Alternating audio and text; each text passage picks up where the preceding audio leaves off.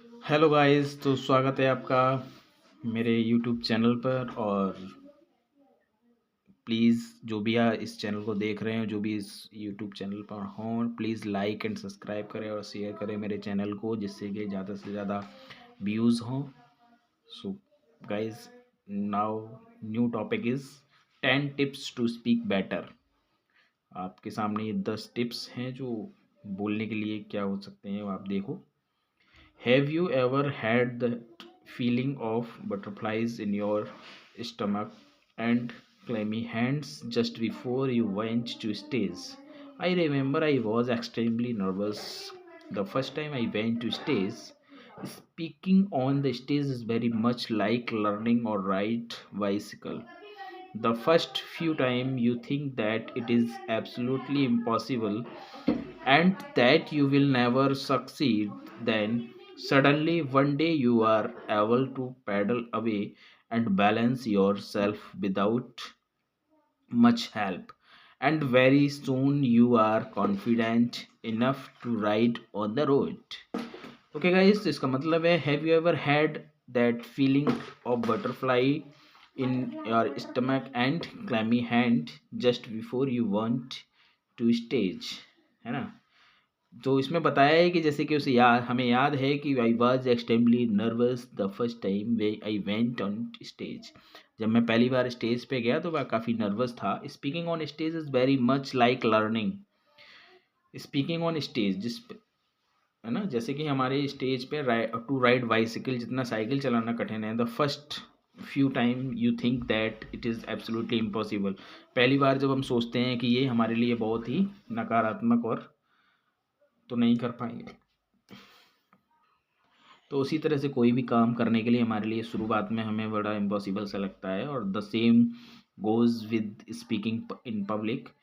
The only solution to getting over stage fight is practice.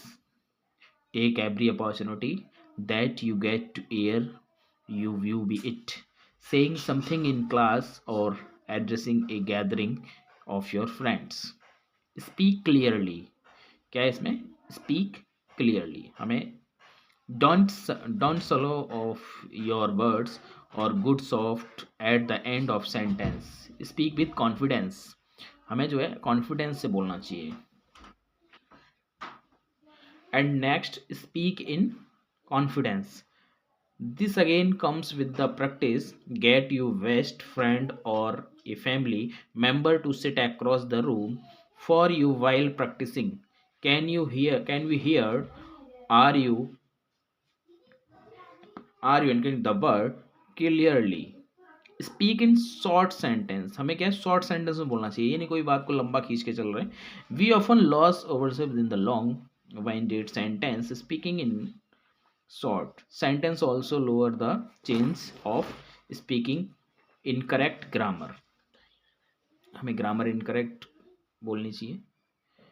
We friendly friendly होकर बोलना चाहिए। Hesitation नहीं होनी चाहिए, हमें शर्माना नहीं चाहिए किसी के सामने, आंखें नीचे करके नहीं बोलना चाहिए, या फिर ऐसा नहीं होना चाहिए हेजिटेट होकर बोलें।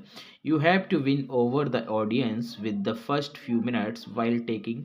Do not speak down to the audience, talk to them as friends. हमें जैसे अपने दोस्तों के साथ बिना किसी झिझक के, बिना किसी हेजिटेशन के बोलते हैं, वैसे ही हमें अपने ऑडियंस के सामने भी अपने साउंड को, अपनी बात को बोलना चाहिए। Opening.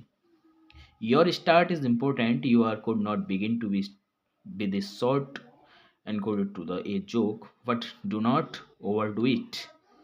Never make personal insult or use abusing language. कभी भी हमें किसी और की पर्सनल टेज नहीं करनी चाहिए और इंसल्ट नहीं करना चाहिए और abusing वर्ड्स को नहीं बोलना चाहिए। जब भी हमें बोलना है तो क्लियरली बोलना है। Okay guys, thank you watching my YouTube channel and see you letter.